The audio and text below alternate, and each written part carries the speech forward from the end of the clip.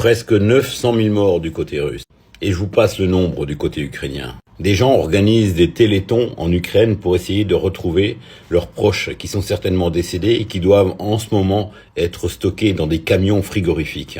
Pendant combien de temps les dirigeants de chaque pays, et je fais pas d'exception, que ce soit... Je reprends, j'étais en panne de batterie. Pendant combien de temps les dirigeants des pays, et je disais, je ne fais pas d'exception, que ce soit du côté russe ou du côté européen, vous allez continuer à emmerder la vie des gens comme ça, à la pourrir comme vous le faites.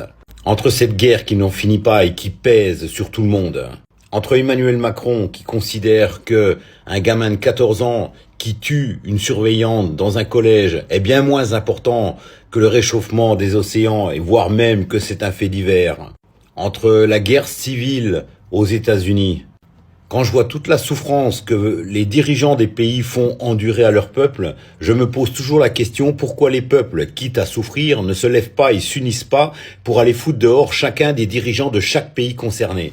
Pour vous foutre une grosse branlée, pour aller vous chercher dans vos bureaux où vous faites du gras toute la journée et vous faire bouffer le trottoir pour que vous compreniez ce que c'est d'avoir mal et de ressentir la douleur de perdre quelqu'un.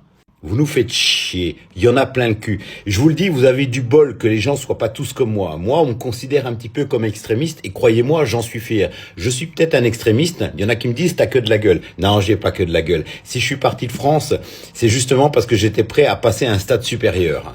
Et quand je vois la Greta Thunberg là, qui est rentrée en avion, ma grande. Alors, t'es rentrée en avion, bébé? Oi, oi, oi, la pauvre.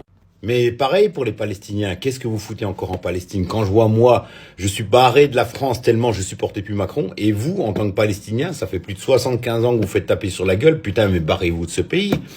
Laissez-le aux Juifs, qu'est-ce que vous en avez à foutre? La vie est peut-être meilleure ailleurs.